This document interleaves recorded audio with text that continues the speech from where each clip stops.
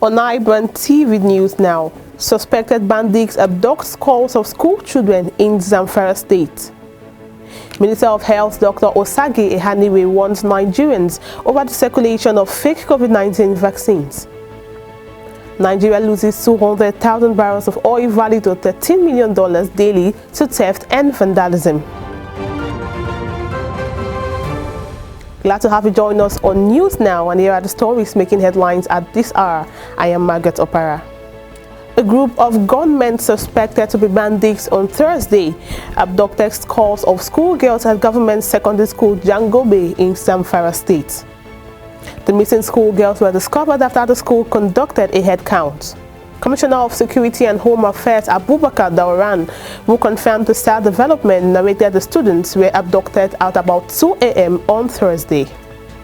Still on the Zamfara abduction, the Islamic scholar Sheikh Ahmad Gumi has said the abductors of the Zamfara schoolgirls were not the bandits he recently engaged with in Zamfara forest. Reacting to the news of their abduction, the Islamic scholars who reached out to some bandits recently stated categorically that they were not the ones that abducted the schoolgirls. Meanwhile, the President Muhammadu Buhari has assured Nigerians his government shall continue to deal with insurgents, bandits, kidnappers, and other criminals who constitute a threat to innocent citizens across the country.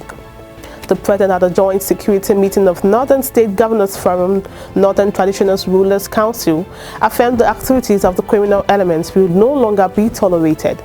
The President, however, tasked the new service chiefs to devise new strategies that will end the ugly situation.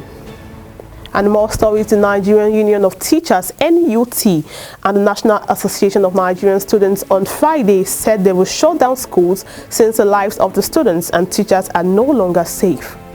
The union lamented at the incessant kidnapping of innocent students in schools in some parts of the country.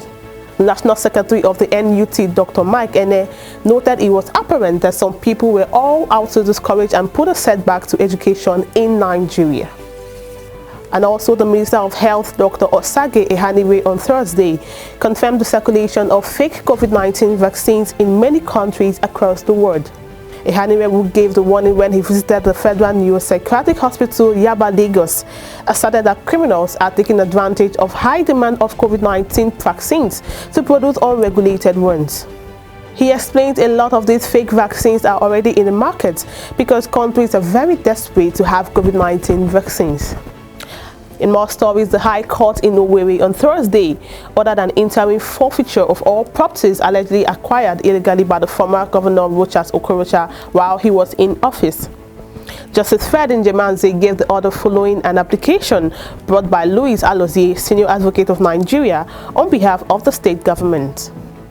The properties to be forfeited include Eastern Palm University, Oboko, Royal Spring Palm Hotels and Apartments, IBC staff quarters said to have been illegally acquired for the purpose of Rochas Foundation College, Owerri Magistrate Quarters, among others. Also, the leadership of the Joint Action Committee, JAC, of the Non-Teaching Staff Union of Universities has suspended its 3-week-old strike after a signing of a memorandum of action with the federal government team. The Joint Committee said the suspension of the strike takes effect from Friday. Both unions, JAC, stated an indefinite strike on February 5, 2021, following the alleged failure of the federal government to resolve issues on the Integrated Personnel and Payroll Information System, IPPIS.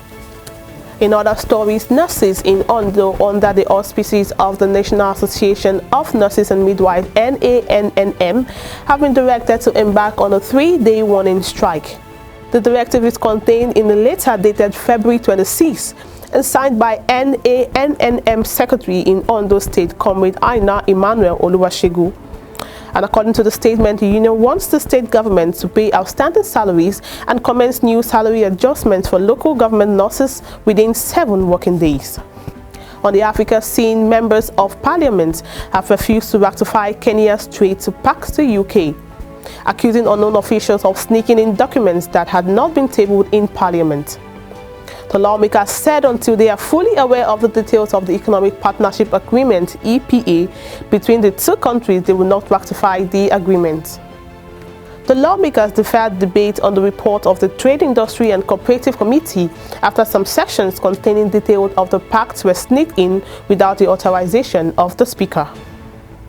While on the foreign scene, the Pentagon says U.S. military has carried out an airstrike targeting Iran-backed militias in Syria. The attack destroyed multiple facilities located at the border control point used by a number of Iranian-backed militant groups. It was the first military action ordered by the Biden administration and came in response to attack against U.S. and coalition personnel in Iraq.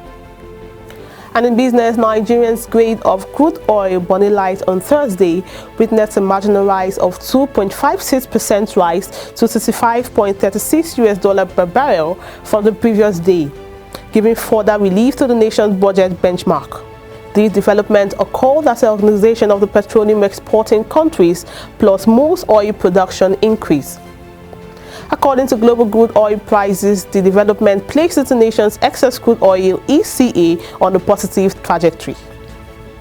Still in business, ONDO PLC said it would appeal Thursday judgment of a federal high court sitting in Abuja which declined jurisdiction to hear 3 fundamental rights suits by the group managing director of ONDO PLC and its deputy. This is against the sack from the company by the Securities and Exchange Commission's SEC. Justice Giwa Ogunbanjo of the court had in his judgment struck out the case instituted by ONDO PLC and 3 of its directors against the Securities and Exchange Commission (SEC) for lack of jurisdiction.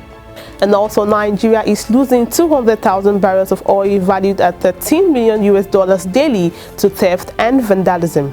Managing Director of the Nigerian National Petroleum Corporation (NNPC), Mele Kyari, had the disclosure during a meeting with Chief of Defense Staff Major General Lucky Irabo in Abuja. Meanwhile, the Minister of Finance, Budget and National Planning, Zainab Ahmed, has clarified that the federal government will not make progress until it borrows more funds critical infrastructure in the country. Mrs. Ahmed spoke on Thursday during the maiden edition of the weekly special ministerial media briefing organized by the Presidential Communications team. She said though the country has expanded its borrowing, it was still below 25% debt to GDP ratio and within borrowing limits. And that's all we can take on News Now. For more news stories, visit our website, follow all our social media handles, subscribe to our YouTube channel, drop a comment for us on the comment section.